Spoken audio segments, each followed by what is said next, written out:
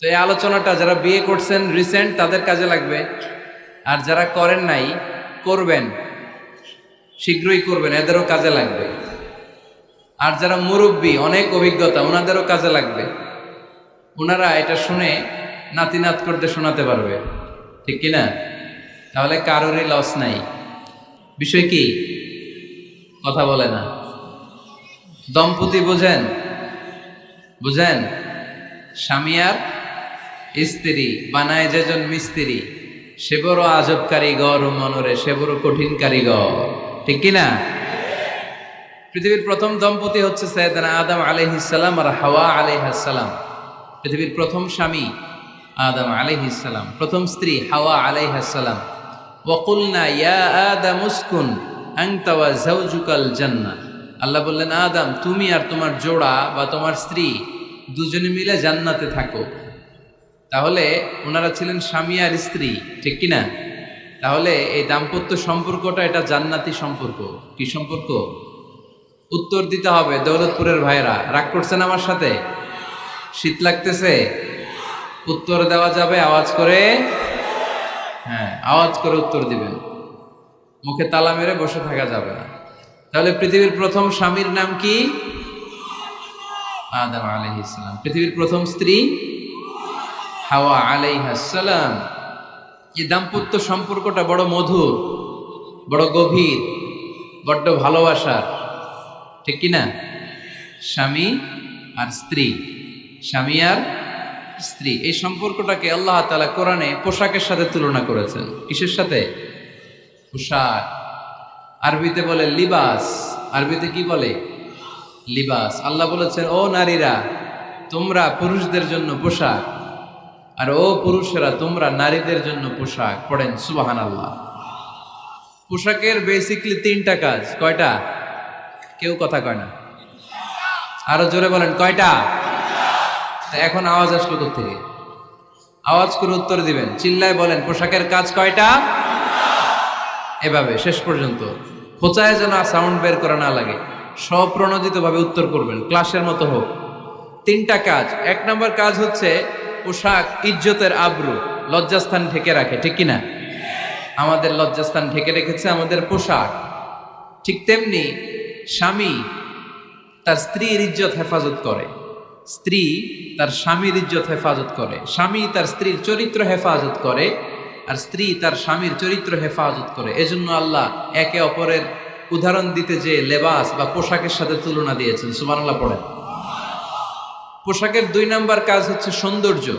এই যে কত সুন্দর ডিজাইন করা, এমব্রয়ডারি করা পোশাক যখন আমরা পরি সুন্দর লাগে না? তেমনি পুরুষের চোখে নারী সুন্দর, নারীর চোখে পুরুষ সুন্দর, স্বামীর চোখে স্ত্রী সুন্দর, স্ত্রীর চোখে স্বামী সুন্দর। সুবহানাল্লাহ পড়েন। পোশাকের তিন নাম্বার কাজ হচ্ছে কমফোর্ট, আরাম দেয়া, প্রশান্তি দেয়া। শীতকালে এই যে আমরা ব্লেজার পরেছি, জ্যাকেট পরেছি, অনেকে চাদর গায়ে দিয়েছেন, কেউ মাথায় রুমাল দিয়েছেন, কেউ গলায় মাফলার দিয়েছেন, একটা উষ্ণ উষ্ণ আরাম আছে না নাই? আবার গরমের কালে পাতলা সুতি কটনের কাপড় পরলে একটা আরাম আছে না নাই? তাহলে পোশাক পরলে যেমনি আমাদের দেহ প্রশান্ত হয়, আরাম পাওয়া যায়, তেমনি স্বামী স্ত্রীর স্পর্শ পেলে সে আরাম পায়, তার হৃদয়টা প্রশান্ত করে দেয় কে? আবার স্ত্রী স্বামীর সঙ্গ পেলে তার মধ্যে প্রশান্তি এনে দেয় কে? এজন্য রব্বুল আলামিন বলেন, হুন্না লিবাসুল লাকুম ওয়া আনতুম লিবাসুল লাহুন্না। ও দুনিয়ার নারীরা, তোমরা হলে পুরুষদের জন্য পোশাক, পুরুষ হলো নারীদের জন্য পোশাক। সুবহানাল্লাহ পড়েন। পোশাক যেমনি ইজ্জত আবরুর হেফাজত করে, তেমনি স্বামী স্ত্রী একে অপরের ইজ্জত হেফাজত করে। পোশাক যেমনি সৌন্দর্য বাড়ায়, স্বামীর চোখে স্ত্রী সুন্দর, স্ত্রীর চোখে স্বামী সুন্দর। পোশাক যেমনি আরাম দেয়, স্বামী তার স্ত্রীর স্পর্শ পেলে, স্ত্রী তার স্বামীর স্পর্শ পেলে হৃদয়ে প্রশান্তি অনুভব করে, ঠিক কিনা? এজন্য দাম্পত্য জীবন, এখানে স্বামীও আছে স্ত্রীও আছে, ইংরেজিতে বলে কাপল, কাপল লাইফ। এই বিশ্ব সভ্যতা নির্মাণে নারী পুরুষ, স্বামী স্ত্রী দুইজনেরই অবদান আছে না নাই? এজন্য সুনানে তিরমিজির বর্ণনায় আল্লাহর হাবিব সাল্লাল্লাহু আলাইহি ওয়াসাল্লাম বললেন, আন-নিসাউ শাকাইকুর রিজাল নারীরা হচ্ছে পুরুষের কাউন্টার পার্ট, নারীরা হচ্ছে পুরুষের পার্টনার, সহকর্মী, সহযোগী। এই বিশ্ব সভ্যতা নির্মাণে শুধু পুরুষদেরই অবদান নাই, নারীদের অবদান আছে না নাই? এজন্য কাজী নজরুল ইসলাম অসাধারণ লিখেছে, এ বিশ্বে যা কিছু মহান চিরকল্যাণকর, অর্ধেক তার করিয়াছে নারী, অর্ধেক তার নর। তার মানে নর নারী, স্বামী স্ত্রী দুইজনেরই অবদান এই মানব সভ্যতায় আছে না নাই? এই সম্পর্কটাকে আল্লাহ লেবাসের সাথে তুলনা করলেন, মেটাফরিক্যালি, রূপক ভাবে আল্লাহ পোশাকের সাথে তুলনা করলেন। পোশাক যেমনি গায়ের সাথে লেগে থাকে, পোশাক যেমনি চামড়ার সাথে মিশে থাকে, স্বামী স্ত্রীর সম্পর্কটাও এরকম একাকার, মিলেমিশে, ভালোবেসে একাকার। স্বামী স্ত্রীর রিলেশনশিপ সম্পর্কটা অনেকটা হাত আর চোখের মতো। হাত ব্যথা পেলে চোখ দিয়ে পানি ঝরে, আবার চোখ দিয়ে পানি ঝরলে হাত সেই পানি মুছে দেয়, ঠিক কিনা? তাহলে সম্পর্কটা কেমন যেন হাত আর চোখের মতো। হাত কেটে গেলে পানি পড়ে কোন দিক দিয়ে? চোখ দিয়ে পানি ঝরে। আবার চোখ দিয়ে পানি ঝরলে চোখের পানি মোছার জন্য হাতের দরকার আছে না নাই? তাহলে একেবারে মিলেমিশে একাকার সুখী দাম্পত্য জীবন। স্বামী স্ত্রী এই জান্নাতি সম্পর্কটাকে কিভাবে উপভোগ করবে, কিভাবে একে অপরের সাথে ডিলিংস করবে, আচরণ করবে, এ ব্যাপারে কোরআন এবং সুন্নায় আমাদের জন্য গাইডলাইন দেয়া আসরা নাই। আমরা গাইডলাইন নিব কোরআন থেকে। কোত্থেকে? কোরআন থেকে আর সুন্নাহ থেকে। কারণ এই কোরআন আর সুন্নাহ আমাদেরকে সঠিক জীবন দর্শন শিখায়, কিভাবে এই পৃথিবীতে চললে পৃথিবীতেও সুখ, আবার আখেরাতেও সুখ, এর সব দিক নির্দেশনা কোরআনে আসরা নাই। তাহলে এই যে স্বামী স্ত্রীর দাম্পত্য জীবন, এক্ষেত্রে প্রত্যেককে আল্লাহ তাআলা কিছু দায়িত্ব দিয়েছে। আজকে দায়িত্বগুলোর ব্যাপারে আমরা শুনব। স্ব স্থানে থেকে প্রত্যেকেই, স্বামী যদি স্বামীর দায়িত্ব পালন করে, স্ত্রী যদি স্ত্রীর দায়িত্বটুকু পালন করে, তাহলে দাম্পত্য জীবনটাকে জান্নাতি দাম্পত্য সুখ দিয়ে ভরে দিবে কে? আল্লাহ। আমাদের প্রত্যেকের দাম্পত্য জীবন সুখী হোক, সমৃদ্ধ হোক, আমরা চাই কি চাই না? অনেকে বলে হুজুর সুখ নাই, সুখ নাই, ঘরের ভেতরে গেলেই জাহান্নাম। আহা, কথা শোনে না আমার। আবার স্ত্রীরা বলে হুজুর দোয়া করবেন, পরকিয়া করে, খালি এসএমএস পাঠায়, আমারে ভাল লাগে না, এখন অন্যদিকে ঘুরে। এরকম আসরা নাই? দুই দিক থেকে অভিযোগ। বোনদের জন্য কোনো প্যান্ডেল ট্যান্ডেল আছে নাকি আজকে? হ্যাঁ, দিনের বেলা সমাবেশ ছিল তো, এটা হয়ে গেছে তো মাইকের সাউন্ড নিশ্চয়ই। এই এদিকে উঠছে কে? টান দেন এদেরকে ধরে, টানেন টানেন, টাইনা বসান বসান, টান দেন টান দেন, হুজুরে ধরেন, হুজুরে ধরেন। ধরতে পারেন নাই হুজুরে? ধরছেন? হ্যাঁ, টান দেন। এই তো টাইনা বসেন, এদিকে তাকান, এদিকে হয়েছে, হ্যাঁ বসাই দিচ্ছে। এইভাবে চলবে একেবারে শেষ পর্যন্ত। উঠলে খবর আছে। শুরুতে সুযোগ দিয়েছি, সুযোগ নেন নাই। তো আমরা প্রথমে স্বামীর দায়িত্ব শুনবো। দাম্পত্য জীবনে স্বামীকে আল্লাহ তাআলা কি দায়িত্ব দিয়েছে, তারপর স্ত্রীকে আল্লাহ তাআলা কি দায়িত্ব দিয়েছে, এবং দুইজনের আবার কালেকটিভ সম্মিলিত কিছু দায়িত্ব আছে, এগুলো আমরা শুনবো। শুনতে রাজি আছেন তো? কষ্ট হচ্ছে আপনাদের? আচ্ছা, এই বাম দিকটা আমাকে কষ্ট দিয়েই যাচ্ছে, খালি আওয়াজ, কথা। একটু থামছে আবার শুরু। কেন? আমার দিকে তাকান। আরেকজনে থামতে বলছে কি আপনার? এই থামো থামো, এগুলো বলেন কেন? আপনি থামেন, তাহলে তো হয়ে গেল। হ্যাঁ, আবার আমার সাথে কথা বলেন, আপনি চুপ। তো প্রথমে আমরা সম্মিলিত দায়িত্বের কথা শুনব। সম্মিলিতভাবে আল্লাহ স্বামী স্ত্রী দুইজনকেই কিছু দায়িত্ব দিয়েছে, যে দায়িত্বটা দুইজনের উপরই বর্তায়। এরপরে শুনবো স্বামীকে আল্লাহ কিছু দায়িত্ব দিয়েছে, এটা শুনবো। এরপরে স্ত্রীকে কিছু দায়িত্ব দিয়েছে। আল্লাহর কসম, এই দায়িত্বগুলো যদি স্বামী স্ত্রী সম্মিলিতভাবে পালন করে, এক একটা ঘরকে আল্লাহ জান্নাতি পরিবার বানায় দিবে, সুখী সমৃদ্ধ জান্নাতি দম্পতি বানায় দিবে। এরকম দাম্পত্য জীবন, সুখময় দাম্পত্য জীবন আমাদের হোক। আমরা চাই কি চাই না? চাই।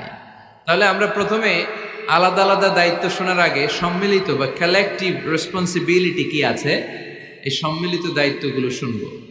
স্বামী স্ত্রীর দুইজনের কাঁধেই বর্তায় এরকম প্রথম দায়িত্ব হচ্ছে স্যাক্রিফাইস।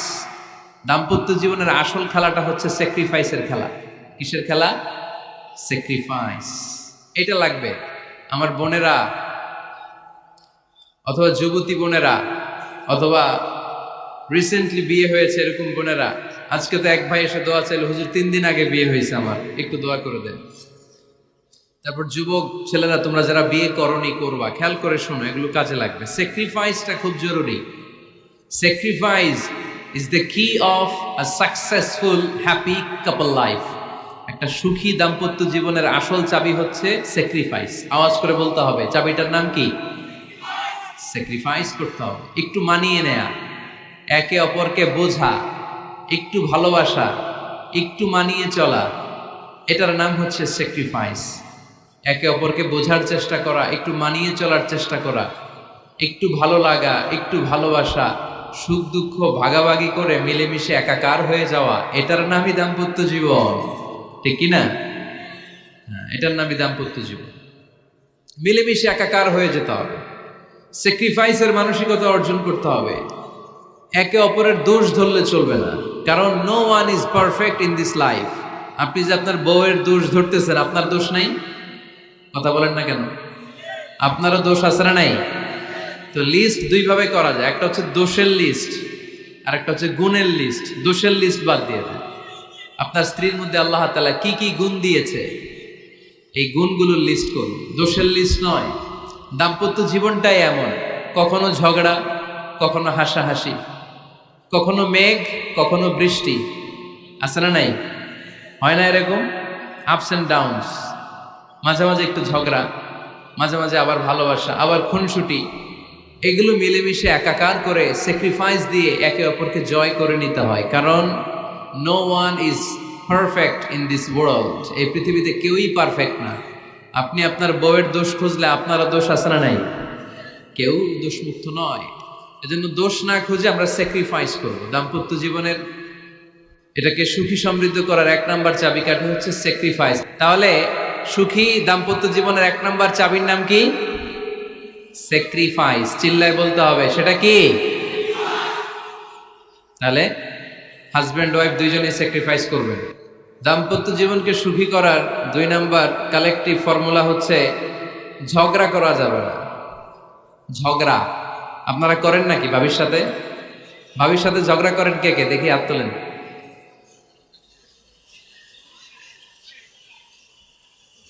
এদিকে সব আল্লাহর ওলি, এরা ঝগড়া টগড়া করে না। আপনি করেন? এই সাহসী সন্তান আছে কিছু, মাশাআল্লাহ। ঠিক আছে, বেশি করেন না আবার। হ্যাঁ ঠিক আছে, ঠিক আছে, তোমরাও করো, বুঝছি, আপনারাও করেন। ওকে, না ঝগড়া করা যাবে না। একজন ঝগড়া শুরু করলে আরেকজন চুপ থাকতে হবে। দুইজনই ঝগড়া করলে, দুইজন রেগে গেলে ঝামেলা আসরা নাই। স্বামী রেগে গেলে স্ত্রী চুপ, স্ত্রী কখনো রেগে গেলে স্বামী চুপ, দুইজনই রেগে গেলে তৃতীয় বিশ্বযুদ্ধ, ঠিক কিনা? এই জন্য ঝগড়া করতে দেয়া যাবে না। কারণ এই ঝগড়া, সামান্য ঝগড়া থেকে এই ঝগড়া বাড়তে বাড়তে এটা বিচ্ছেদের দিকে গড়ায়, ডিভোর্স হয়ে যায়। এরকম কত কেস যে আমার কাছে আসে, কত কেস যে আমার কাছে আসে যে হুজুর ছোট্ট ঝগড়া থেকে আমাদের মধ্যে ঝগড়া বাড়তে বাড়তে ইগো প্রবলেমের কারণে বিচ্ছেদে গড়ায়। আর এই ঝগড়া একটু শুরু হলে ইবলিস শয়তানের কাজ হচ্ছে পালে বাতাস দেয়। কি দেয়? পালে বাতাস পেলে এটা দাউ দাউ করে উঁচু হয়ে ওঠে। আগুনের মধ্যে যেমনি কেরোসিন ঢাললে দাউ দাউ করে জ্বলে, সামান্য ঝগড়ার ছোতা পেলে ইবলিস শয়তান খালি দাউ দাউ করে এই ঝগড়ার আগুনকে জ্বালিয়ে দেয়, ঠিক কিনা? এই জন্য ঝগড়া করবেন না, মেহরবানি করে ঝগড়া শুরু করবেন না। যে কোনো মূল্যে এই ঝগড়াকে থামায় রাখতে হবে। তো ফ্যামিলিতে ঝগড়া অনেক সময় হয়ে যায়, কিন্তু একজন ঝগড়া করলে আরেকজন চুপ থাকতে হবে। ঝগড়া নিয়ে একটা মজার গল্প আছে, শুনবেন? বিশৃঙ্খলা করলে তো গল্প শোনানো যাবে না, একেবারে চুপ। আমার দিকে তাকান, তাকিয়েছেন? ঝগড়া নিয়ে যে গল্পটা, সেটা হচ্ছে এক স্বামী ওয়াজ শুনে বাড়িতে গেছে রাত 11টায়। তো বাড়ির কাছাকাছি যেতে না যেতে স্ত্রীর আবার স্বভাব হচ্ছে রাতের খাবারটা স্বামীর সাথে একসাথে খায়, আলাদা খায় না। তো বাড়ির সামনে যেই স্বামী ফোন দিছে ওয়াইফকে, এই শুরু করার আগে দরজাটা খোলো, আমি চলে আসছি। তো ওয়াইফ এসে দরজা খুলে দিছে। এবার স্বামী ঘরে ঢুকে বলে, শুরু করার আগে রাতের খাবারটা দিয়ে দাও টেবিলে, খেয়ে ফেলি। স্ত্রী বেচারি ডাইনিং টেবিলে খাবার দিয়েছে, হাজব্যান্ড বেচারা ওয়াশরুম থেকে ফ্রেশ হয়ে ডাইনিং টেবিলে বসেছে, স্ত্রীও বসেছে। তো খুব বড্ড গরম। হাজব্যান্ড বলে শুরু করার আগে ফ্যানটা ছাড়। এইবার তো স্ত্রী বেচারি রেগে মেগে আগুন, কি আসার পর থেকে শুরু করার আগে কি শুরু করার আগে? হাজব্যান্ড বলে এই তো শুরু হয়ে গেল।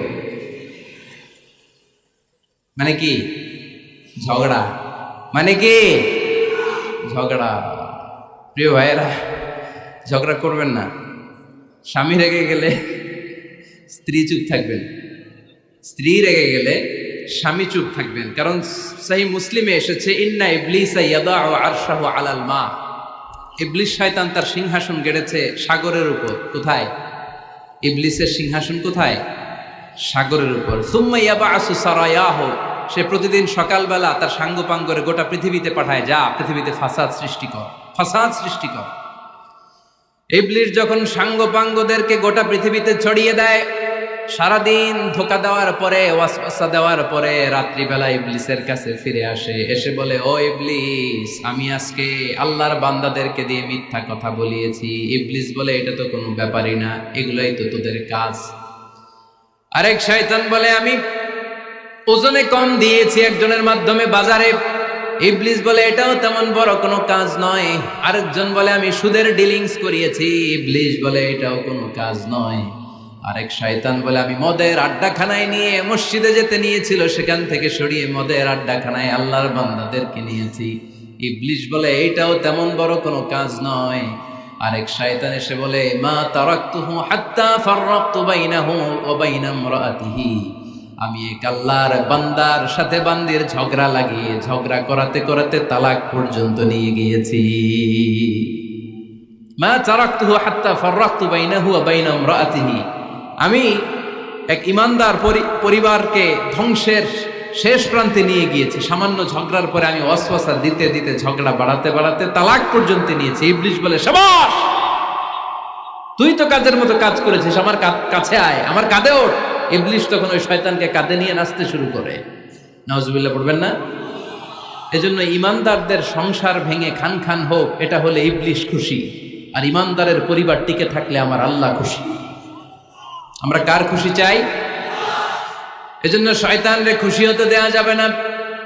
ইমানদারদের পরিবারগুলো ঝগড়ার মাধ্যমে ভেঙে যাক, সব সময় শয়তানের মিশন এটা। আর ইমানদারদের পরিবারগুলো টিকে থাক, এটা আমার আল্লাহ সব সময় চায়। সুবহানাল্লাহ পড়েন। এজন্য দৌলতপুরের ভাইরা ঝগড়া করবেন না। ঝগড়া কিন্তু নবী রাসূলদের পরিবারেও ছিল, আল্লাহ রাসূল সাল্লাল্লাহু আলাইহি ওয়াসাল্লামের পরিবারেও ঝগড়া ছিল। এটা স্বাভাবিক। দাম্পত্য জীবনের খুব সিম্পল ইস্যু। একজন রাগ করলে আরেকজন থেমে যাবে। পারবেন? কি হলো, পারবেন না? আল্লাহর হাবিব সাল্লাল্লাহু আলাইহি ওয়াসাল্লামের সাথে আম্মা জান আয়েশার ঝগড়া হতো। মজার একটা হাদিস শুনে, সহিহ বুখারীর হাদিস, মুসনাদ আহমদ ইবনে হাম্বলও এসেছে এই হাদিসটা। আম্মা জান আয়েশার সাথে ঝগড়ার পর আম্মা জান আয়েশাও রাগ, আল্লাহ রাসূল সাল্লাল্লাহু আলাইহি ওয়াসাল্লামও রাগ। এখন রাগ মিটানোর দরকার আছে না নাই? আল্লাহ রাসূল সাল্লাল্লাহু আলাইহি ওয়াসাল্লাম বললেন, আয়েশা চলো মিটমাট করে ফেলি। সুবহানাল্লাহ কইবেন না? চলো মিটমাট করি। মিটমাটের জন্য ওমর রে ডাকি। আম্মা জান আয়েশা বলে, না, ওমর গলিব, ওমর খুব মেজাজওয়ালা, আমার ডর লাগে। তোমার আব্বারে ডাকি। আব্বারে ডাকেন, আব্বারে ডাকেন। খুশি হয়ে গেছেন আম্মা জান আয়েশা রাদিয়াল্লাহু। আবু বকর রাদিয়াল্লাহু চলে আসলেন, দাঁড়ালেন।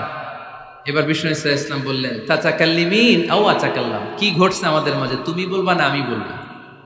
আম্মা জান আয়েশা বললেন, তাতাকাল্লামু আনতা ওয়ালা তাকুল ইল্লা হাক্কান, আপনিই বলেন, তবে সত্য ছাড়া মিথ্যা বলেন না।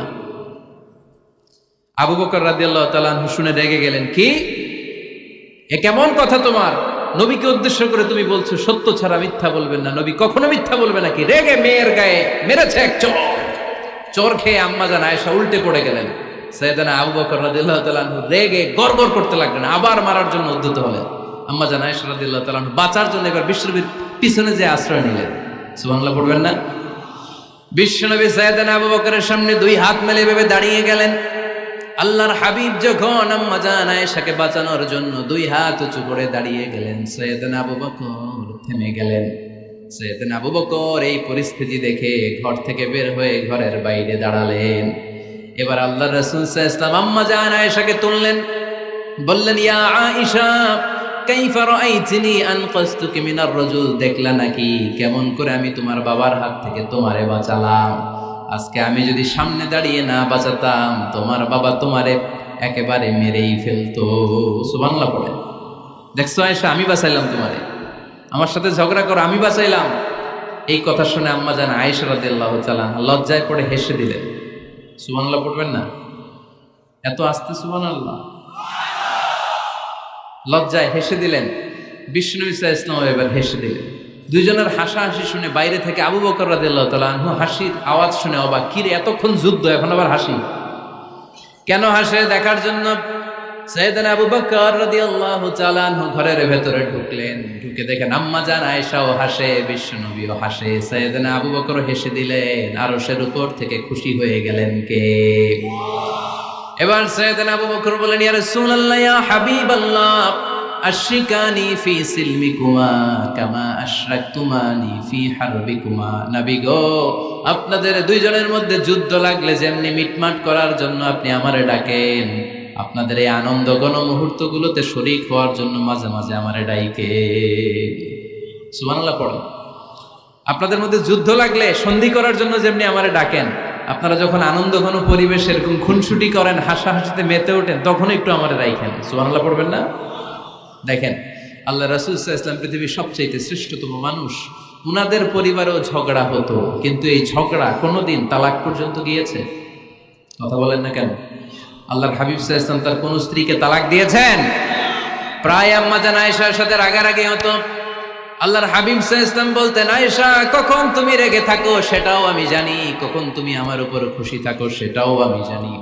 ইয়া আয়েশা ইন্নী লা আ'লামু ইযা কুনতি আন্নী রাদিয়া ওয়া ইযা কুনতি আলাইয়া গাদবা। আয়েশা কখন রেগে থাকো তাও বুঝি, কখন খুশি থাকো তাও বুঝি। আম্মা জান আয়েশা বললেন, ইয়া রাসূলুল্লাহ কেমনে বোঝেন? বিষ্ণুই বললেন, তোমার দোয়ার বাক্যগুলো শোনো বুঝি। যখন তুমি আমার উপরে খুশি থাকো তখন দোয়ার সময় তুমি এভাবে বলো, ওয়া রাব্বি মুহাম্মদ, ও মুহাম্মাদের রব, আপনি আমাদের সব গুনাহ মাফ করে দেন। আর যখন তুমি আমার উপর রেগে থাকো তখন তুমি মুনাজাতের সময় বলো, ওয়া রাব্বি ইব্রাহিম, ইব্রাহিমের রব, আপনি আমাদেরকে ক্ষমা করে দেন। তার মানে যখন তুমি রেগে থাকো তখন দোয়ার সময় আমার নামটা মুখে নিতে চাও না। সুবহানাল্লাহ পড়েন। তখন তুমি দোয়ার সময় অন্য নবীর নাম নাও। আম্মা জান আয়েশা বললেন, ইয়া রাসূলুল্লাহ মা আহাজুরু ইল্লা ইসমাক, আমি তো শুধু নামটাই সরাই, আমার মুখ থেকে কেবল আপনার নামটাই সরায় রাখি, আমার হৃদয় থেকে কখনো আপনারে সরাতে পারি না। আমার হৃদয় জুড়ে আপনি, মা আহাজুরু ইল্লা ইসমাক, নবী হে, আমি শুধু দোয়ার সময় রাগের মাথায় আপনার নামটা বাদ দেই, হৃদয় থেকে তো আপনারে বাদ দিতে পারি না। সুবহানাল্লাহ বলবেন না? তার মানে নবীদের ফ্যামিলি তো ঝগড়া এগুলো হতো, কিন্তু এটা তালাক পর্যন্ত গড়াতো না, ঠিক কিনা? তাহলে এখন থেকে আমাদের এই স্লোগান নিতে হবে যে ঝগড়া করলেও আমরা ডিভোর্সের দিকে যাব না। পারা যাবে? আর একজন রেগে গেলে আরেকজনকে চুপ থাকতে হবে। ভাবি রেগে গেলে আপনি চুপ, পারবেন? পারবেন না?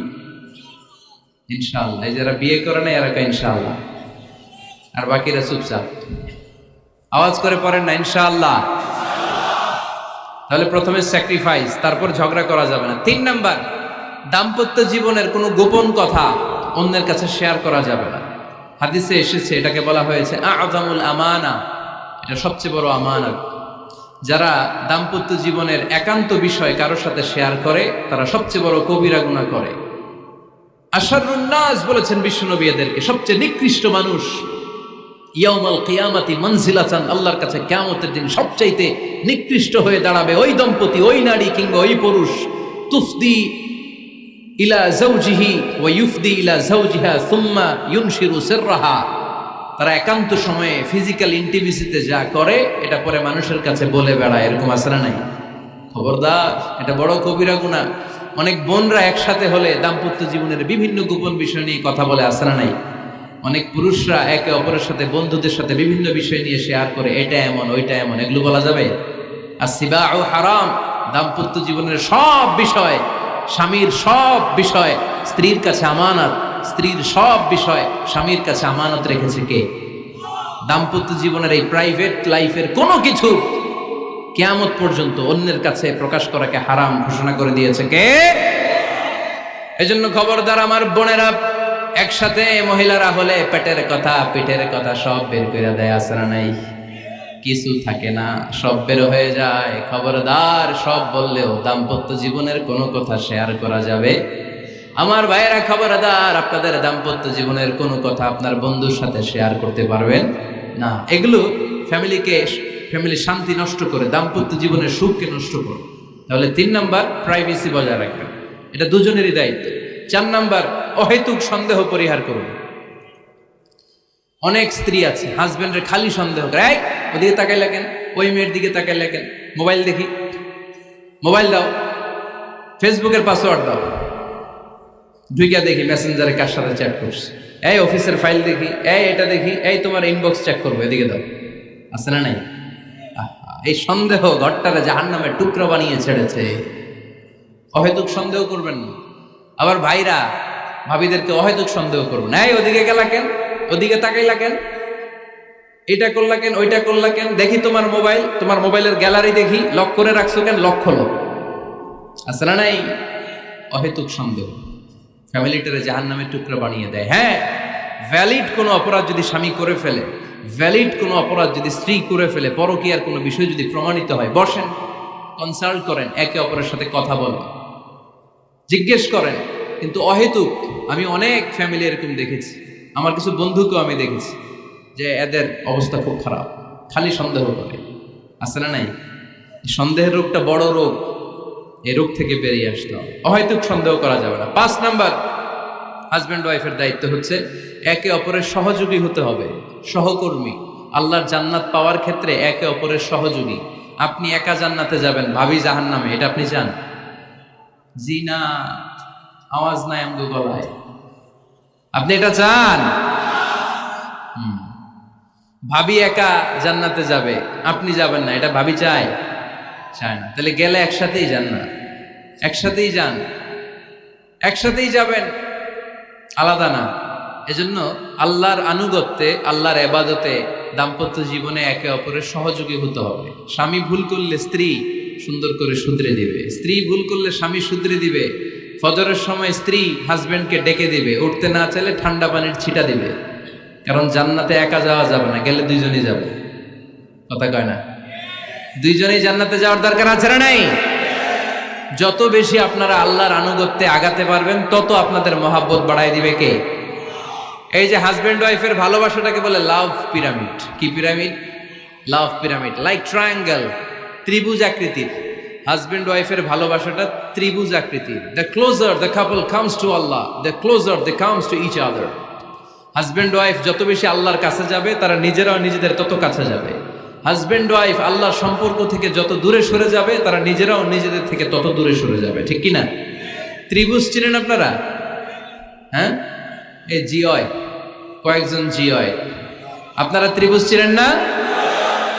চিনি, জিওয়, ঠিক আছে। ত্রিভুজের কয় কোণা? হ্যাঁ, 3 কোণা। এই যে এরকম লাভ পিরামিড, 3 কোণা। এই উপরের কোণায় আল্লাহর অবস্থান, আর এই কোণায় স্বামী, এই কোণায় স্ত্রী। তো তারা আল্লাহর দিকে যত যাবে, নিজেরাও তত কাছে যাবে। আর তারা আল্লাহর সম্পর্ক থেকে যত দূরে চলে যাবে, নিজেদের মধ্যে দূরত্ব বাড়তে থাকবে, ঠিক কিনা? পিরামিডটা বুঝতে পারছেন? ত্রিভুজ আকৃতির সম্পর্কটা লাভ পিরামিড এরকম, 3 কোণা। উপরের কোণায় থাকে আল্লাহ, এদিকে স্বামী, এদিকে স্ত্রী। তারা যদি আল্লাহর কাছে উভয়ে যেতে চায়, উভয়ে কাছাকাছি আসতেছে না? কথা বলেন না কেন? আর আল্লাহর আনুগত্য ইবাদত থেকে দুইজন যদি দূরে সরে যায়, তাহলে দুজনের দূরত্ব বাড়িয়ে দেয় কে? এজন্য স্বামী হবে স্ত্রীর সহযোগী, সহকর্মী। নামাজের সময় একে অপরকে ডেকে দিবেন, মোবাইলে অ্যালার্ম দিয়ে রাখবেন। স্বামী স্ত্রীর ডাকেন, স্ত্রী স্বামীরে ডাকেন। স্বামী স্ত্রীকে কোরআন তেলাওয়াত শোনাবেন, স্ত্রী স্বামীরে কোরআন তেলাওয়াত শোনাবেন। ফ্যামিলিটারে জান্নাতি ফ্যামিলি বানায় দিবে কে? তাহলে এই 5টার দায়িত্ব কালেকটিভ রেসপন্সিবিলিটি, স্বামীর উপরও বর্তায়, স্ত্রীর উপরও বর্তায়। এগুলো মেনে চললে দাম্পত্য জীবন সুখকর করে দিবে কে? মনোযোগ আছে? কষ্ট হচ্ছে? এবার আমরা হাজবেন্ডের দায়িত্ব শুনবো। হাজবেন্ডের প্রথম দায়িত্ব হচ্ছে, হাজবেন্ড হচ্ছে caretaker of the family, in charge, protector. আর রিজালু কাওয়ামুনা আলান নিসা। আল্লাহ বললেন স্বামী হলো তার স্ত্রীর ইনচার্জ, প্রোটেক্টর, স্ত্রীকে সুরক্ষা দিবে, স্ত্রীকে টেক কেয়ার করবে, স্ত্রীর দায়িত্বে থাকবে। এই দাম্পত্য জীবনের দুইজনের সংসারের মধ্যে স্বামীকে দায়িত্বশীল বানিয়েছে কে? পুরুষ দায়িত্বশীল। পুরুষ কখনো নারীর ক্ষতি করে না, সুপুরুষ নারীর ক্ষতি করে না, ঠিক কিনা? গোটা পুরুষ সমাজ নারী সমাজের সুরক্ষা দিবে।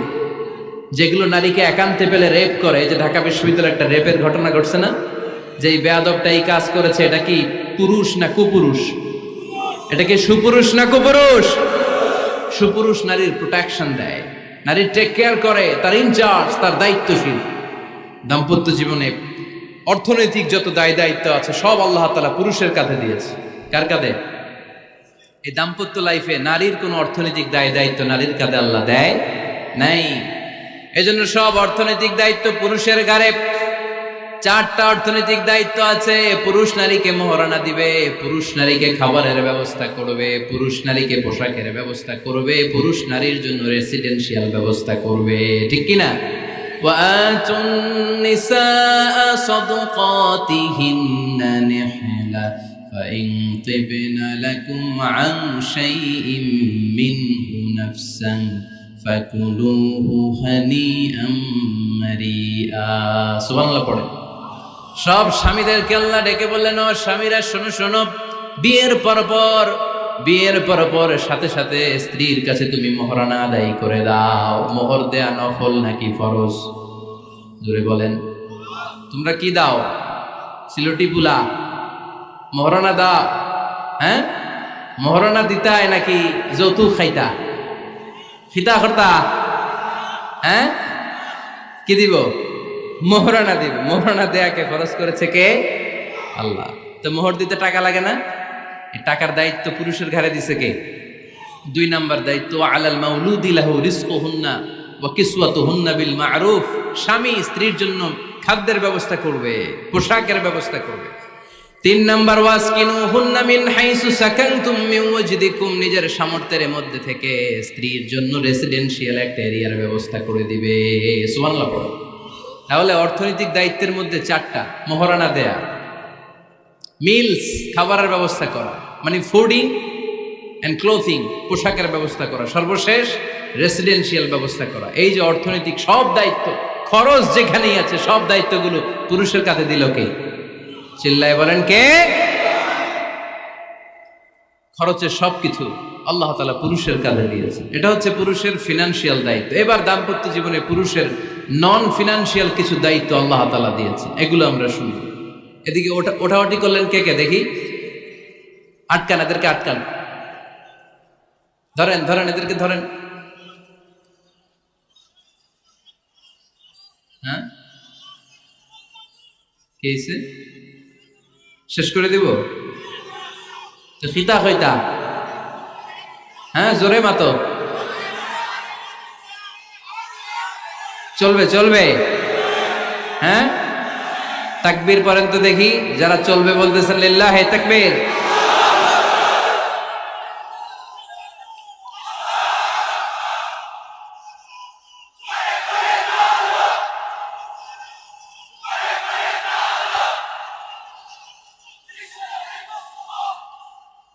মাশাআল্লাহ মাশাআল্লাহ।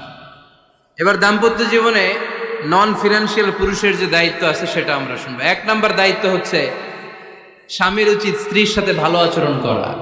ভালো আচরণ করেন তো আপনারা? জি হয়। এই শুধু উনি করে, বাকিরা খিতা কর্তা, মারামারি কর্তা নেই, খিতা কর্তা। হ্যাঁ, সালাম দিবেন, স্ত্রীকে কি দিবেন? আল্লাহ বললেন, ওয়া আশিরুহুন্না বিল মা'রুফ। স্ত্রীর সাথে কোমল ভাষায়, ভালো শব্দে, ভালো বাক্যে ভালো কথা বলো। স্ত্রীর সাথে খারাপ আচরণ করো না। স্ত্রীকে দেখলে তুমি মুচকি হাসি দাও। অনেক স্বামী আছে কখনো স্ত্রীকে দেখলে মুচকি হাসি দেয় না, চেহারাটা বাংলা পাসের মতো এরকম করে রাখে, আছে না নাই? দৌলতপুরের লোকের অবশ্য অনেক ভালো, এই যে সবার মুখে হাসি, মুচকি হাসি। হাসেন তো, মুচকি হাসি দেন তো একটা। আওয়াজ করলে মুচকি হাসি হয় নাকি? এটা মুচকি হাসি, দাঁত দেখা যাবে না, সাউন্ড হবে না, শুধু এখানে একটু এক চিলতে হাসির একটা ঝলক করবে, এটার বলে মুচকি হাসি। কানা রাসূলুল্লাহ সাল্লাল্লাহু আলাইহি ওয়াসাল্লাম আকসারু তাবাসসুমান, আল্লাহর হাবিব সাল্লাল্লাহু আলাইহি ওয়াসাল্লাম সব সময় মুচকি হাসতেন। অনেকে আছে চেহারা গোমরা করে রাখে, জীবনেও হাসে না, এরকম আছে না নাই? দেখছেন এরকম আছে? এই এলাকায় তো নাই না? আছে। হাসবেন, হাসবেন। মুচকি হাসতে পয়সা লাগে না, পয়সা লাগে, এজন্য হাসবেন। আল্লাহর হাবিব সাল্লাল্লাহু আলাইহি ওয়াসাল্লাম বলেছেন ফাস্তাউসু বিন-নিসাই খায়রা, নারীর সাথে ভালো আচরণ করো। নারীদেরকে বাঁকা পাঁজরের হাড় দিয়ে তৈরি করা হয়েছে। এই হাড়কে সোজা করতে গেলে ভেঙে যাবে, রেখে দিলে বাঁকাই থেকে যাবে। তো কি করতে হবে? ফাস্তাউসু বিন-নিসাই খায়রা, কোমল আচরণ করো। আবার আল্লাহর হাবিব সাল্লাল্লাহু আলাইহি ওয়াসাল্লাম বললেন রিফকাম বিল কাওয়ারিদ, নারীদেরকে কাচের তৈজসপত্র বাসনের সাথে, গ্লাসের সাথে আল্লাহর হাবিব সাল্লাল্লাহু আলাইহি ওয়াসাল্লাম তুলনা করলেন। কাচের তৈজসপত্র, কাচের গ্লাস, কাচের প্লেট যেমনি আস্তে তুলতে হয়, আস্তে রাখতে হয়, নারীদের সাথে এরকম কোমল আচরণ করার আদেশ দিয়েছে কে? কাচের গ্লাস, তৈজসপত্র, জগ কিভাবে রাখেন আপনারা? খুব জোরে এরকম থপাস করে নাকি? উঠানোর সময় থপাস করে উঠান? খুব স্মুথলি এটা ধরতে হয়, স্মুথলি এটা রাখতে হয়। তেমনি নারীদের সাথেও স্মুথলি আচরণ করবেন। নারীদেরকে যত আপনি কোমল মোলায়েম ভাষায় কথা বলতে পারবেন, তারা তত আপনার কথা শুনবে। যত সুন্দর সুন্দর কথা, নারীকে, স্ত্রীকে বলবেন তুমি আমার সব, তুমি আমার কৈতরী, তুমি আমার টুনটুনি, তুমি আমার ময়না পাখি, তুমি আমার সোনা পাখি। ওই যে কয় কলিজা, তার মানে প্র্যাকটিস চলে বাসায়। আর কি ডাকেন? ভাবিরে কি ডাকেন বলেন? জান।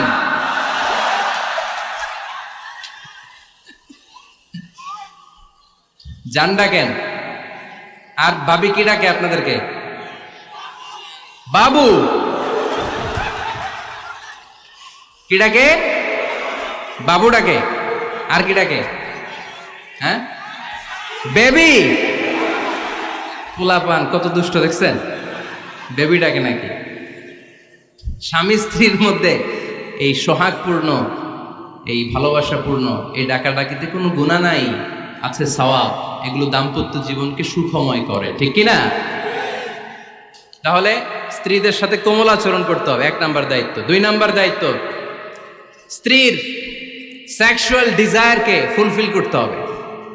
সেনসিটিভ, যেগুলো ব্যাখ্যা করে বোঝানো কঠিন। আপনারা বুঝবেন যারা ম্যাচিউরড, মোর দেন 18 ইয়ার্স, যারা 18+ যাদের বয়স, সেক্সুয়াল ডিজায়ার ফুলফিল করা হাদিসে এসেছে, এটা স্বামীর দায়িত্ব। ফিজিক্যাল ইন্টিমেসির সময় নিজের ডিজায়ার ফুলফিল হলেই কুইট না করা, সময় দেয়া, এটা আবশ্যক। এই বিষয়েও প্রত্যেক স্বামীর খেয়াল রাখা দরকার। সংক্ষেপে শেষ করে দিলাম। 3 নাম্বার, স্ত্রীর ব্যক্তিগত বৈধ কাজে স্বাধীনতা দিতে হবে স্বামীর। অনেক স্বামী এই ছোট্ট বিষয় নিয়ে মারামারি লাগায় ফেলে ঘরে। স্ত্রীর ব্যক্তিগত বৈধ যে চয়েস, এটাতে আপনি স্বাধীনতা দিবেন। স্ত্রীর মনে চায় রান্না বান্না শিখতে, আপনি বললেন তুমি কম্পিউটার শিখো, কিলাকিলি আছে না নাই? স্ত্রীর মনে চায় কাঁথা সেলাই শিখতে, নকশি কাঁথা, আপনি বললেন না তুমি ল্যাঙ্গুয়েজ শিখো, ঝামেলা আছে না নাই? না, প্রত্যেকের আলাদা ব্যক্তিগত রুচি, চাহিদা, মতামতের গুরুত্ব আছে না নাই? এজন্য প্রত্যেক স্বামীর উচিত স্ত্রীর বৈধ ব্যক্তিগত যে কাজ, অবৈধগুলা না। আবার স্ত্রী বলল যে জি বাংলা দেখবো, তুমি একটা টিভি নিয়ে আসো, আনা যাবে? কথা বলেন। স্ত্রী বলল চলো পহেলা বৈশাখে আমরা নাচানাচি করব, তুমি আর আমি মিলে, এটা মানা যাবে না। স্ত্রীর ব্যক্তিগত বৈধ কাজের স্বাধীনতা দেয়া। আম্মা জান আয়েশা রাদিয়াল্লাহু তাআলা আনহা বলেন, ওয়া কানা লি সাওয়াহিবু ইয়ালআবনা মাই, বুখারীর বর্ণনা। আমি যখন আল্লাহর হাবিব সাল্লাল্লাহু আলাইহি ওয়াসাল্লামের বাড়িতে বউ হয়ে আসলাম, আমার কিছু খেলার সাথী ছিল। আমি কাপড় দিয়ে পুতুল বানাতাম আর ঘোড়া বানাতাম, এগুলো দিয়ে খেলতাম। আমার সাথীরা আসলে রাসূল সাল্লাল্লাহু আলাইহি ওয়াসাল্লাম ঘরের পর্দা নামিয়ে দিয়ে আমার জন্য ঘরটা ছেড়ে দিত। সুবহানাল্লাহ কইতে পারলেন না? আল্লাহর হাবিব সাল্লাল্লাহু আলাইহি ওয়াসাল্লাম কখনো বলতেন না আয়েশা তোমার বান্ধবীরা যেন ঘরে না আসে, কখনো বলতেন না আয়েশা আমি নবী মানুষ, তুমি নবীর বউ, তুমি কেন পুতুল দিয়ে খেলো, তুমি যেন কাপড় দিয়ে পুতুল বানাও, কেন ঘোড়া বানাও, এগুলো বন্ধ করো। কোনদিন বিশ্বনবী আম্মা জান আয়েশা রাদিয়াল্লাহু তাআলা আনহার পুতুল খেলায় বাদশা দেন নাই, সাথীদের সাথে খেলাধুলায় কখনো বাধা দেন নাই। সুবহানাল্লাহ পড়েন। ছোট্ট মেয়েদের জন্য কাপড়ের পুতুল দিয়ে খেলাধুলা করা এটা জায়েজ, কারণ ছোট্ট মেয়েরা দেখবেন পুতুল বানায়, এটারে দুধ খাওয়ায়, এটার জন্য রান্না করে, এটার গোসল করায়। এটাকে ছোট্ট মেয়েদের জন্য এই পুতুল খেলা জায়েজ রাখা হয়েছে এজন্য, কারণ তারাই কিছুদিন হবে এই প্রজন্মের মা। তাদের সন্তানদেরকে কেমন করে লালন পালন করবে তার একটা প্র্যাকটিস খেলার ছলেই ছোটবেলায় হয়ে যায়। সুবহানাল্লাহ পড়েন। এজন্য 3 নম্বর দায়িত্ব স্ত্রীর ব্যক্তিগত হালাল যে কাজগুলো আছে তার ব্যক্তিগত এই ভালো কাজগুলোতে আপনার স্বাধীনতা দিতে হবে, বাধা দেয়া যাবে না। প্রশংসা করবেন। কি করবেন? প্রশংসা। আমরা খালি দোষ খুঁজি, তোমার রান্না ভালো না, তোমার চেহারা ভালো না, তোমার বাপ ভালো না, তোর মা ভালো না, তোর 14 গোষ্ঠী খারাপ, আছে না নাই? তো এই বেডি আপনারা ভালোবাসবে? এই বেডি তো আজীবন আপনার বদনাম করবে, ঠিক কি না? কোনোদিন তারে আপনি প্রশংসা করলেন না, প্রশংসা করবেন। স্ত্রীর চেহারার প্রশংসা করেন, যে তুমি সুন্দর, তুমি সুন্দরী, এরকম বলেন, খুশি হবে না? হ্যাঁ, তুমি সুন্দর তাই চেয়ে থাকি, সে কি মোর অপরাধ? কোনো অপরাধ নাই, ইচ্ছা মতো গাইতে থাকেন স্ত্রীর শানে গান, সব আছে না নাই? তবে শুধু স্ত্রীকে শোনানো যাবে, ভাবিরে শোনানো যাবে, শালীরে শোনানো যাবে, পাশের বাড়ির কাউরে শোনানো যাবে? দেখেন ইসলাম কত চেক এন্ড ব্যালেন্স। স্ত্রীকে আপনি গান শোনান, কোনো গুনাহ নাই, আছে শুধু সওয়াব। তাহলে 4 নম্বর পয়েন্ট হচ্ছে এপ্রিসিয়েশন। সারাদিন এই মহিলাটা ফজরের পর থেকে উঠে ঘর গোছায়, মশারিগুলো খোলে, বিছানা পরিষ্কার করে, বাচ্চাদেরকে ক্লিন করে, স্কুলের টিফিন রেডি করে দেয়, বাচ্চাদেরকে স্কুলে যেতে দেয়, আপনার জন্য খাবার রেডি করে, কাপড় ধোয়, ঘরের সবাইকে দেখভাল করে। একদিনও আপনি তার এপ্রিসিয়েশন করলেন না। এরকম ডাকাইত স্বামী আছে না নাই? দৌলতপুরে নাই, এখানে সব ভালো। এপ্রিসিয়েট করবেন। আমরা ভুলে যাই, একটা থ্যাঙ্কস দিতে ভুলে যাই, একটা জাযাকিল্লাহ, আল্লাহ তোমাকে জাযা দেখ, এটাও বলি না। এদিকে তাকান, বলবেন তুমি সুন্দরী, তুমি অনন্যা, তুমি সুস্নিগ্ধা, তুমি প্রিয়ংবদা, তুমি সুহাসিনী, তুমি সুকেশিনী, তুমি সুভাষিনী, তুমি অসূর্যম পোষ্যা, মেঘে কালো কেশ, কাজল কালো চুল, হরিণের মতো ডাগর ডাগর দুটি তোমার চোখ। আহা হা হা, যে পোলাপাইন খুশি হয়ে গেছে। আহা হা, ওরা মুখস্থ রাখতেছে, বলবে এগুলা, বিয়ে করে নাই কিন্তু এখনো। তো জায়গা মতো বলবা, গার্লফ্রেন্ডে বলো না। আবার কাকে বলবা? স্ত্রীকে। কাকে? স্ত্রীকে। পারা যাবে না? একটু এপ্রিসিয়েশন দেওয়া যাবে না? ওনাদেরকে একটু প্রশংসা করবেন। প্রশংসা পেলে নারীরা বড্ড খুশি হয়। যদি আপনি বলেন যে তোমার রান্নাটা আজকে অসাধারণ হয়েছে, দেখবেন আরেক বাটি আইনা দিতেছে, খাইতে পারতেছে না, এরপর পাতে তুলে দেয়, আরেকটু খাও, আরে খাও না, আছে না নাই? ওই যে প্রশংসা করছেন, খুশি হয়ে গেছে। তো আপনি 10,000 টাকার বান্ডিল দিয়ে আপনার বউকে যত খুশি করতে না পারবেন, রান্না মজা হয়েছে এইটা বলে আপনি অনেক বেশি খুশি করতে পারবেন। আল্লাহর হাবিব সাল্লাল্লাহু আলাইহি ওয়াসাল্লাম কখনো স্ত্রীদের রান্নার বদনাম করে নাই। সুবহানাল্লাহ পড়বেন না? আওয়াজ করে পড়েন সুবহানাল্লাহ। আজ থেকে স্ত্রীর সৌন্দর্যের প্রশংসা করবেন, কাজের প্রশংসা করবেন, রান্নার প্রশংসা করবেন, এপ্রিসিয়েশন দিবেন। পারবেন তো? রান্নার প্রশংসা নিয়ে মজার একটা গল্প আছে, শুনতে চান? তো উঠতে শুরু করলেন যে, হ্যাঁ, এখন আর কে কারে ধরবে? অনেকে উঠে গেছে। 2টার দিকে যারা বসা, প্রায় আমার মাহফিলগুলোতে এই সমস্যা হয়। গাইবান্ধাতে আমি গেলাম, জিজ্ঞেস করলাম কখন আসছেন? কয় ফজর পরে আসছেন। তো ফজর পরে আসছেন, এত আগে আসছেন কেন? কয় জায়গা পাবো না এই জন্য। লক্ষ লক্ষ মানুষ, কে কাকে নিয়ন্ত্রণ করবে? লক্ষ লক্ষ মানুষ। আমার জীবনে এত বড় প্যান্ডেল আমি কথা বলি নাই। এরা সকাল থেকে বসে আছে, পেশাব আটকে রাখছে, এটা ক্ষতিকর না? এরা আজহারিকে দেখার পরে এরপর ওঠা আরম্ভ করছে, দেখাইছি, কয় দেখে গেছি হুজুর, এরপরে চলে যাচ্ছে। তা আপনাদেরও কি অবস্থা এরকম? হ্যাঁ, আচ্ছা ঠিক আছে। তো রান্নার প্রশংসা নিয়ে যে মজার গল্পটা আপনাদের শোনাতে চাই, এদিকে তাকান, মনোযোগী হন। আমার ওয়াজ শুনে এক লোক মনে মনে নিয়ত করছে যে আয়রে, জীবনে তো রান্নার প্রশংসা করলাম না, আজকে রান্নার প্রশংসা করব। তো মাহফিল শেষে বাসায় গেছে, স্ত্রী তাকে খাবার দিয়েছে, স্বামী খাবার খায় আর মিটি মিটি হাসে। স্ত্রী বলে, এই মাহফিল শুনে আসছো, রাত বাজে 12টা, খাচ্ছ ভালো কথা, হাসো কেন? তো স্বামী বলে, হাসি এর কারণ হচ্ছে তোমার রান্নাটা আজকে এত মজা হয়েছে না জীবনে, আজকে বাড়াই বাড়াই পেতেছে তো, জীবনে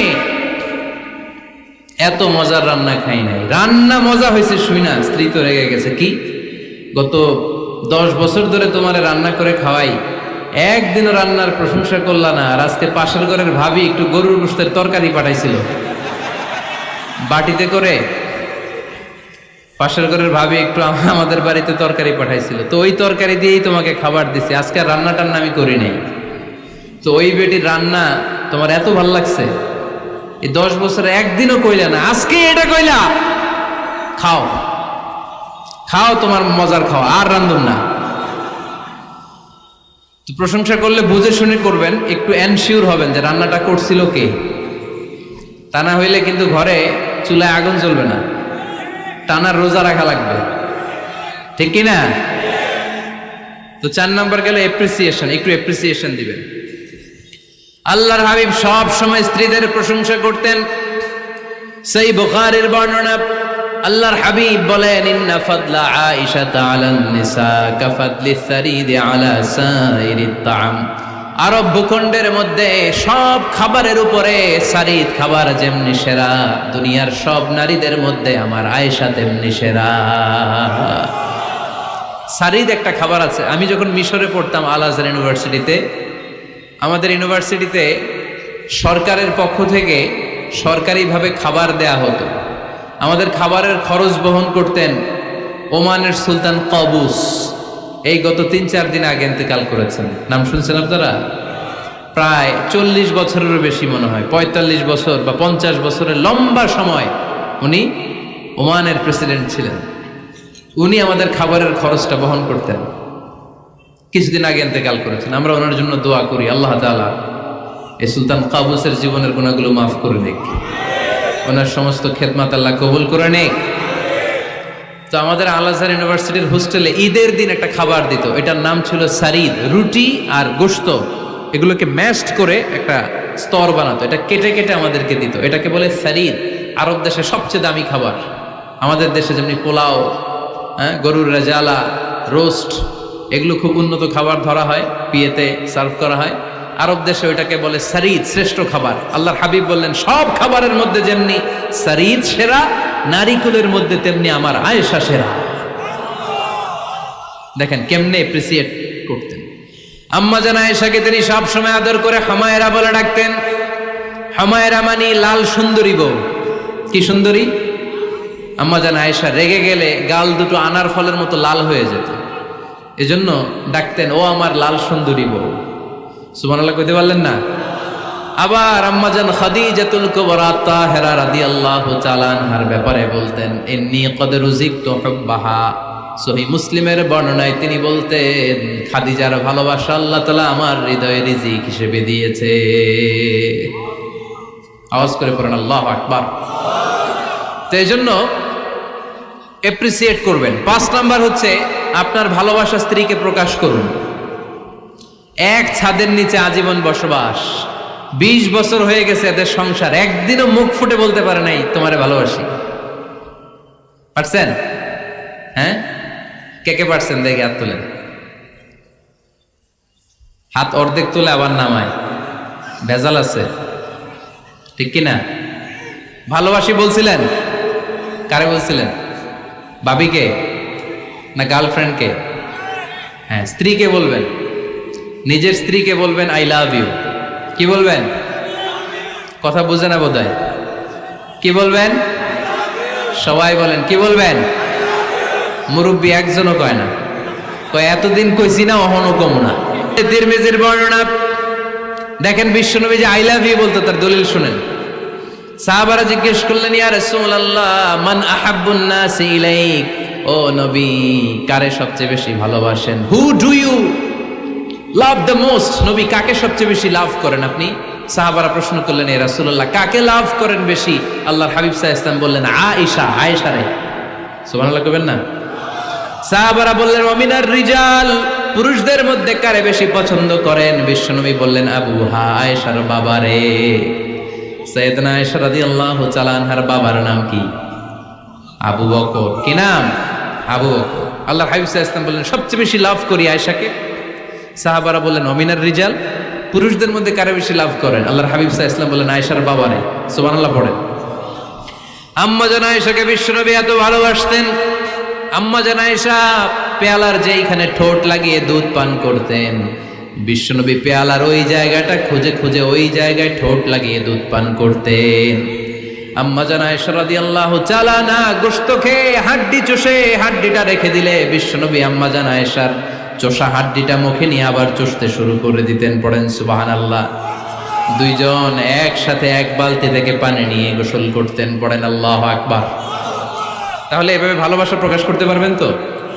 6 নাম্বার স্বামীর দায়িত্ব হচ্ছে গৃহস্থলী ছোটখাটো যে কাজ আছে এই কাজগুলোতে হেল্প করা।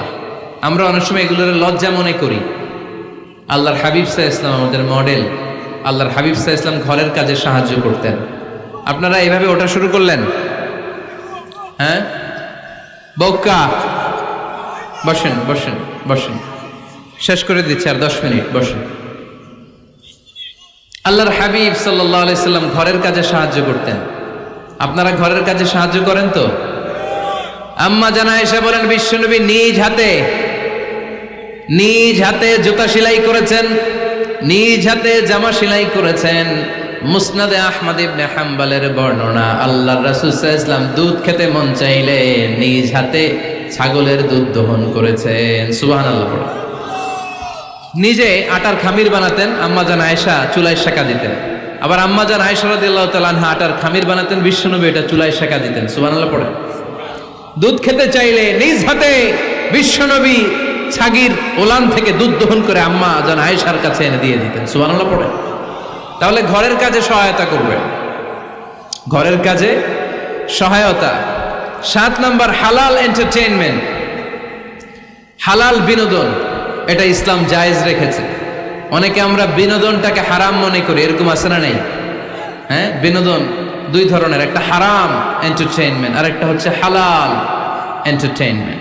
আম্মা জান আয়েশা রাদিয়াল্লাহু তাআলা আনহাকে নিয়ে মরুভূমিতে দৌড়াদৌড়ি করতেন। ভাবির সাথে দৌড়াদৌড়ি করছেন কারা কারা? দেখি হাত তোলেন। হ্যাঁ, দৌড়াদৌড়ি করছেন কোথায়? যৌতুকের লাগে হেতেরে দৌড়াইছেন? হেতি বাসাল্লাই দিছে দৌড়, এই দৌড়াদৌড়ি না। আম্মা জান আয়েশা রাদিয়াল্লাহু তাআলা আনহার সাথে বিশ্বনবী মরুভূমিতে দৌড়াদৌড়ি করেছেন। বলেছেন, আয়েশা দেখো কে কার আগে ওই খেজুর বাগান ধরতে পারে, তুমি আগে না আমি আগে। একবার বিশ্বনবী জিতলেন, তার 7 বছর পরে প্রথমে আম্মা জান আয়েশা রাদিয়াল্লাহু তাআলা আনহা ওই দৌড়ে জিতলেন। তার 7 বছর পরে বিশ্বনবী জিতে আম্মা জান আয়েশাকে হারায় দিলেন। পড়েন সুবহানাল্লাহ। ঈদের দিন আম্মা জান আয়েশাকে হাবাসি সাহাবাদের তীর আর বল্লম দিয়ে যে খেলা চলতেই খেলা দেখাতেন। সুবহানাল্লাহ পড়েন। বিশ্বনবী খেলা দেখাতেন আম্মা জান আয়েশাকে। এই হচ্ছে স্বামীর দায়িত্ব। হালাল এন্টারটেইনমেন্ট আপনি করতে পারবেন। বসেন, দোয়া করে দিচ্ছি, বসেন। বুঝতে পারছি অনেক আগে আসছেন আপনারা। বসেন, বসে যান, এখনই দোয়া হচ্ছে। বসেন বসেন বসেন বসেন, এখনই দোয়া করব। বসে যান, বসে যান। বউকা